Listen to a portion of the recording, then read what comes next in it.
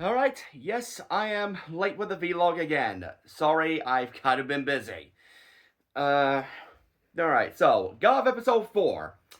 I don't have notes this time because I literally only managed to watch it last night, and I just wanted to get this video out sooner rather than later because I have a feeling I'm just going to be busy for the next few weeks. As a reminder, I work in the Lego store, and we got the Fortnite stuff coming out, so yeah, going to be busy with that. Um, okay, Gavv episode 4. This is a bit of an interesting one, but because it arguably has the least amount of stuff actually happening within the story, but it also kind of like reveals a lot of the a lot more backstory stuff with Shoma and his history with his family. We only get like little nuggets of his history with his family, like literally like the moments before he came to Earth. But let me explain a bit. But before that, we first focus on. Well, I guess the first thing that happens to him is that he's picked up by this elderly couple who mainly take him in. Well, one, after he tries to steal their vegetables and he just falls unconscious out of hunger, and two, because he reminds them of their long dead son Makoto. Uh, and actually, seeing the photo, I think they literally did just take Shoma's actor and they dyed his hair a little bit, and then just took the photo of him because the resemblance is uncanny. Anyways, yeah, they take him in, and of course they are, of course they don't. It's like they kind of do like dote on him as if he was their son, and I'm glad they still acknowledge that how he acts isn't necessarily normal, but otherwise they still get kind of just. They're kind of just there, but most they're like, oh, "Hey, Shoma, you want to come? Yeah, come sit down. Try these marshmallows." Yeah, because yeah, there's obviously the episode where Shoma gets his marshmallow power up. More on that when I discuss said power up.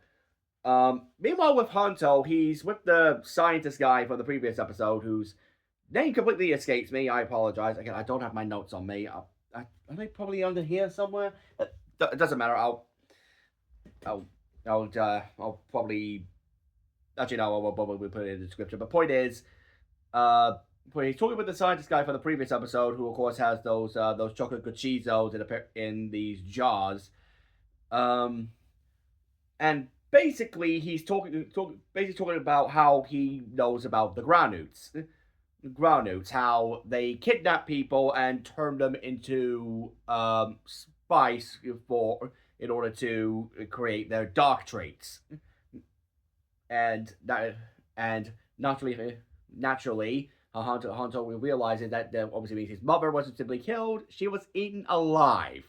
More specifically, and this actually gives the scientist a hint that the Granutes developed this dark trait method of extracting human spices relatively recently, like because the mother was eaten whole, like.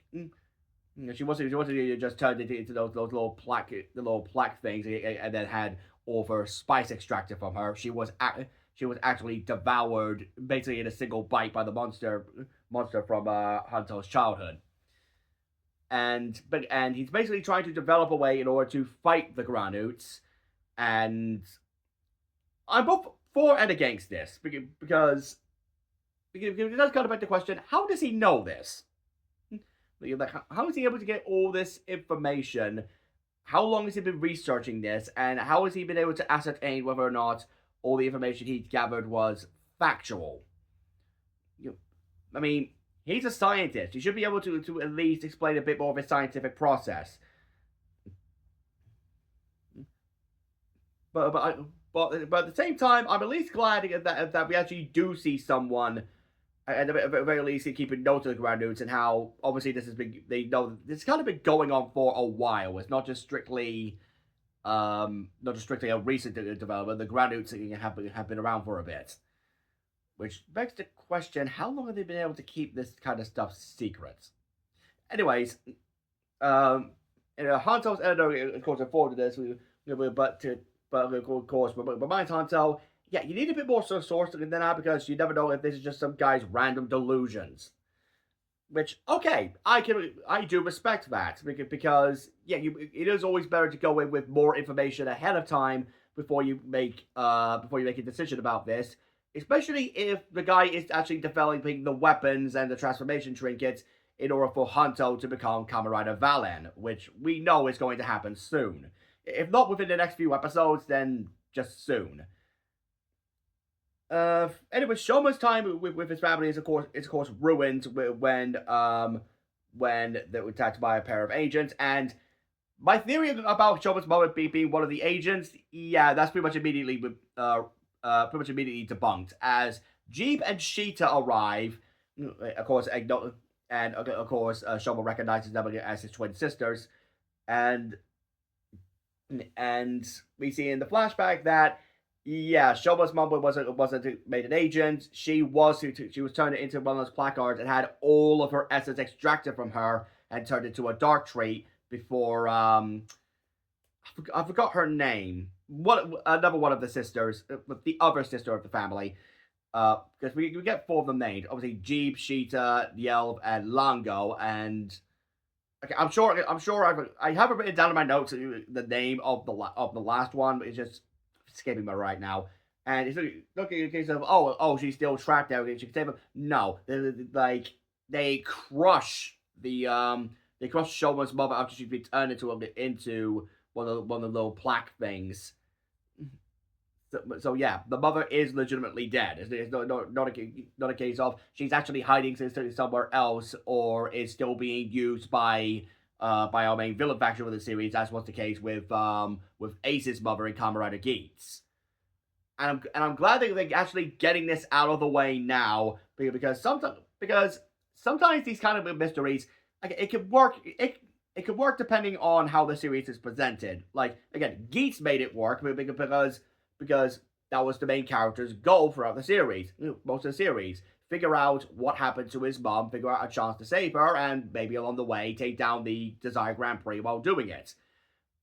But sometimes when they pull this big mystery bollocks, they often save it until literally the last 10 episodes before revealing all the details, long beyond the point anyone would care. Case in point, the Akatsuki incident from Kamen Rider Agito.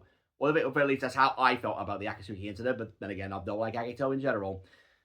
Anyways, it was also there that we learned that, one, Shoma can't actually be compressed into one of them plaques in order to be turned into a dark trait, since, well, the Stomach Ink family basically killed their dad and trying to turn Shoma and his mom into plaques, which brings us to revelation number 2.